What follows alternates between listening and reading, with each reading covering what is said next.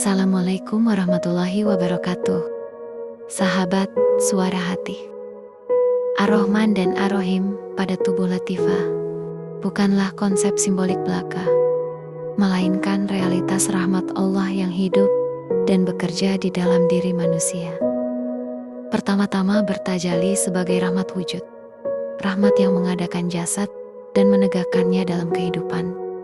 Ia bersemayam pada seluruh tubuh lahir, mengalir melalui napas, darah, dan denyut jantung. Menghidupkan latifah jasadiyah tanpa menunggu kesadaran, iman, atau amal. Pada makom ini, manusia hidup karena rahmat Allah semata, bukan karena kehendaknya sendiri.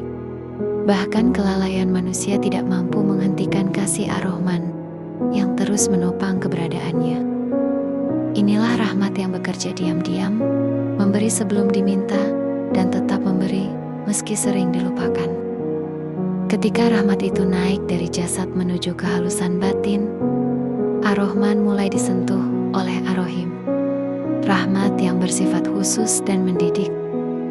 Ar-Rahim bertajalli kuat pada latifah qalb, pusat kesadaran rohani di dada kiri, tempat iman, rasa, dan kepekaan batin dilahirkan. Disinilah rahmat tidak lagi sekadar menghidupkan, tetapi menyadarkan.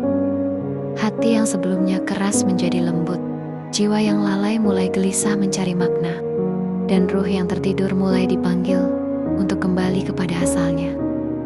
Tangis dalam doa, rindu pada zikir, dan penyesalan atas dosa bukanlah hasil usaha manusia semata, melainkan sentuhan Ar-Rahim yang bekerja di dalam qalb sebagai panggilan pulang menuju Allah.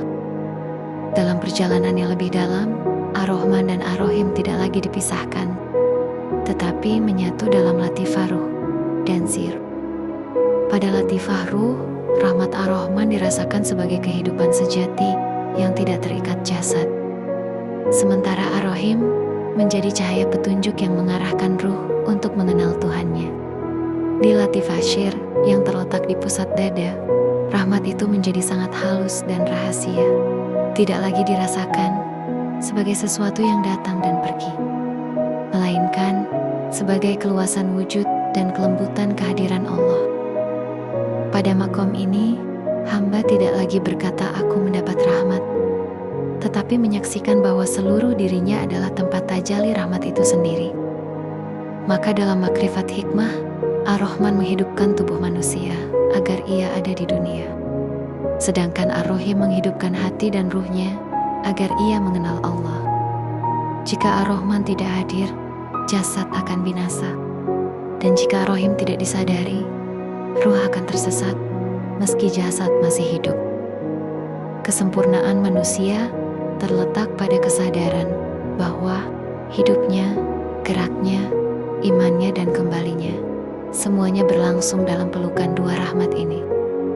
Dan ketika seorang hamba mengenal letak dan kerja Ar-Rahman Ar-Rahim pada latifah dirinya, ia akan hidup bukan hanya sebagai makhluk yang bernapas, tetapi sebagai insan yang sadar bahwa seluruh wujudnya adalah rahmat yang sedang berbicara tentang Allah.